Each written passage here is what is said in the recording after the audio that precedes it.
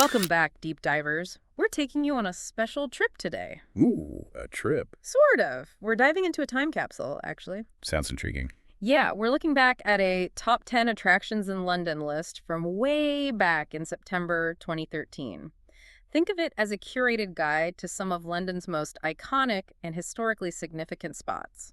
A blast from the past to see what was drawing crowds over a decade ago. Exactly. And we're going to unpack those surprising facts and essential insights about these landmarks. Without overwhelming you with too much information. Right to the good stuff. So, kicking off at number 1, we have Big Ben and Westminster Palace. Classic London. And here's a little trivia that often trips people up. Big Ben isn't actually the name of that grand tower. Oh, so there's more to this story. There is. Big Ben is technically the nickname for the massive bell inside Elizabeth Tower. The bell itself. Yes, and that tower was completed back in 1858. I see, so the tower's become so iconic that the nickname for the bell kind of took over. Exactly. A bit of a popular misconception. Makes sense, though, when you think about it. That image of the tower is so closely tied to the sound of the bell. It's inseparable.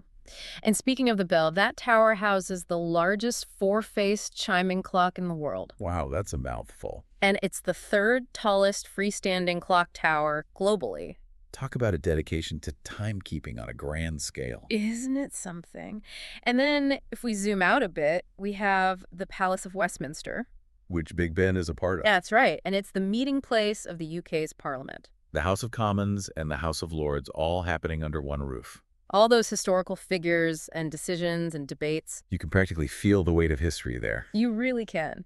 And our list highlights that these two, the Palace and Big Ben, are often the first sites that grab a visitor's attention in London. They're those instantly recognizable symbols that just scream London. Exactly like a postcard come to life. It makes you wonder what makes certain structures so iconic. That's a good question. Beyond the architecture, what elevates a building to represent a whole city or even a nation? Well, in this case, it's that blend of architectural grandeur, the political power it holds, and of course, that world-famous bell. Like a powerful combination for sure. All right, moving on to number 2, we have a pair, Tower Bridge and the Tower of London. Oh, another iconic duo. Always mentioned together. It's like they're joined at the hip. Well, they are closely linked Tower Bridge, that Victorian marvel built between 1886 and 1894. Victorian engineering at its finest. No, absolutely. Actually takes its name from its neighbor, the Tower of London. So the name itself reflects that historical connection. Direct link. And Tower Bridge is an incredible feat of design. Beyond just a bridge, right? Yeah.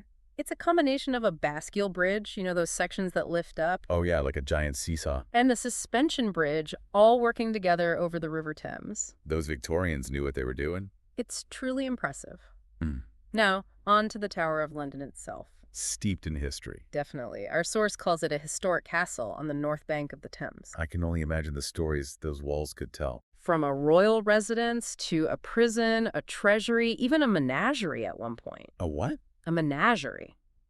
Like a collection of exotic animals. Wow, they really did it all in that tower. So much history packed into one place. And get this, both Tower Bridge and the Tower of London are major global attractions.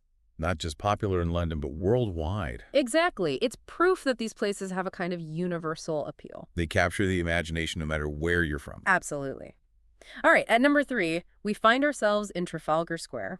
Always bustling with activity. That's the image that comes to mind. And Trafalgar Square exists for a very specific reason. Yeah? To commemorate Lord Horatio Nelson's victory at the Battle of Trafalgar. Against Napoleon, right? That's the one, back in 1805. So it's a tribute to a key moment in British naval history. And of course, you can't talk about Trafalgar Square without mentioning Nelson's Column. It dominates the square. That statue of Nelson standing tall, looking out over the city, high atop that column, with the 4 bronze lions guarding him. Those lions are magnificent, and then you have those grand fountains adding to the atmosphere. It's all designed to create that sense of national pride, a place to reflect on that historic victory. And our article points out that over time, Trafalgar Square has become world famous. A must-see for any visitor to London. Absolutely. And it's more than just a monument now. It's a vibrant public space. For celebrations, protests, or just hanging out. It's become a central part of the city's fabric. A true landmark in every sense. Now, at number 4, we have the London Eye, also known as the Millennium Wheel. That modern marvel. I remember when it first appeared on the skyline. It must have been quite a sight. It was, and speaking of sight, let's talk about its scale. Go big or go home, right? Exactly. The total height is a staggering 135 meters, about 443 feet. That's taller than a football field stood on its end. And the wheel itself has a diameter of 120 meters, or 394 feet. Those are some seriously impressive dimensions. They really are, and it's not just big, it holds some records, too. Oh, Well, it's the third tallest Ferris wheel worldwide, not too shabby. and the tallest in Europe. Holding its own against the best of them. And get this, over 3.5 million people visit the London Eye every year. Wow, those are some serious visitor numbers. People flocking to experience those panoramic views. And its location on the south bank of the River Thames is perfect for that. You get that classic London vista spread out before you, A completely different perspective on the city. like looking at a map come to life. Exactly. All right, next up at number 5, we're stepping into the British Museum. Prepare to be wowed by history and culture. A museum lover's dream. It's billed as the largest museum in Britain. That's saying something. It is. And its main focus is the National Collection of Archaeology and Ethnography. Ethnography meaning the study of different cultures. That's right. So we're talking about a massive collection of artifacts and cultural objects from all over the world. Spanning across different eras and continents. Exactly. And when they say massive, they mean it. The British Museum houses over 8 million objects. 8 million. You could spend a lifetime in there and not see everything. Seriously. And it's not just the quantity, but the significance of those objects. True treasures from human history. You've got the Rosetta Stone, which helped us decipher Egyptian hieroglyphs. Oh, wow, that's a big one. And the Elgin marbles, sculptures from the Parthenon in Athens. Pieces of history you only read about in books. It's an incredible collection. A testament to human creativity and ingenuity over millennia. Okay, at number 6, we're at St. Paul's Cathedral. Another one of those instantly recognizable London landmarks. That dome is iconic. Absolutely.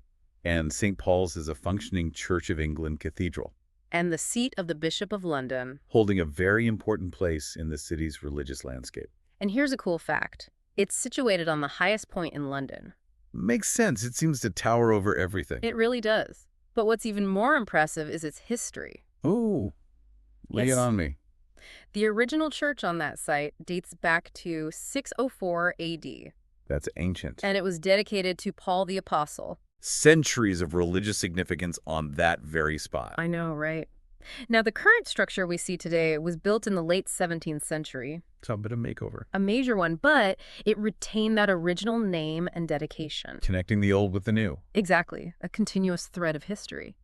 Now, at number 7, we're at Westminster Abbey. Another grand religious building. Often mentioned alongside St. Paul's, but they serve slightly different roles. In what way? Westminster Abbey, described as a large Gothic church just west of the Palace of Westminster. So right in the heart of things. Yes. It's especially known for its association with royal coronations and burials. It's where monarchs are crowned and laid to rest. Exactly, making it one of the most important religious buildings in the UK, both historically and ceremonially. And its history stretches way back, doesn't it? To the 10th century.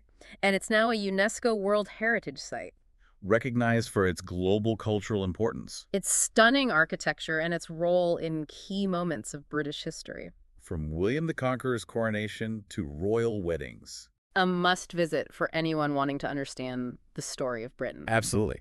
Okay, for number 8, let's take a breather in Hyde Park. Ah, a green escape. One of the largest parks in central London. A welcome oasis in the middle of the bustling city. A place to relax, enjoy some nature, Exactly, and it's home to the famous Speaker's Corner. where anyone can speak their mind. Within certain boundaries, of course. But it's a unique tradition. A symbol of free speech. A place for open dialogue and debate, right in the heart of London. I love that. And at number 9, we have Buckingham Palace, The very symbol of the monarchy. the Queen's residence. Well, the reigning monarch's residence, to be precise. Of course. And it's the backdrop for all sorts of state occasions and royal The events. center of royal life in the UK. And our source emphasizes how important it is to the British people. A symbol of national identity, It's been a focal point during times of both national celebration and crisis. bringing people together. And for visitors, the changing of the guard ceremony is a big draw. A display of British pageantry at its finest. All right, finally, at number 10, we have the Royal Observatory in Greenwich. Now, this is a place with some serious scientific history, It played a huge role in the development of astronomy and navigation. back when those fields were really taking off. Exactly. It helped establish accurate timekeeping and map the stars, which had a big impact on global travel and exploration. It's amazing how much we rely on the work done there. It's foundational. And of course, the Royal Observatory is most famous as the home of the prime meridian. The line that divides the world into east and west. I can just picture tourists lining up to stand with one foot in each hemisphere. It's a fun way to grasp a concept that's otherwise pretty abstract. And the observatory's location on a hill overlooking the Thames must have offered some fantastic views. Perfect for observing the stars. And while the primary scientific work has moved to other locations, the original site in Greenwich, which was commissioned in 1675, is now a museum Preserving that scientific legacy. and a popular tourist attraction. So there you have it. Our whirlwind tour of London's top 10 attractions from 2013. What a diverse collection, from ancient history to modern marvels. It's amazing how many of these attractions offer layers of history, culture, and even scientific progress. It's true. You have the ancient roots of St. Paul's Cathedral, the global impact of the Prime Meridian, and the sheer scale of the British Museum's collection. It just goes to show the depth and richness of London's heritage. It makes you want to pack your bags and explore, doesn't it? So deep divers, as you reflect on this list, which attraction piques your curiosity the most? And what hidden stories might you uncover if you dug a little deeper? London's a city with endless layers waiting to be explored. Until next time, keep diving.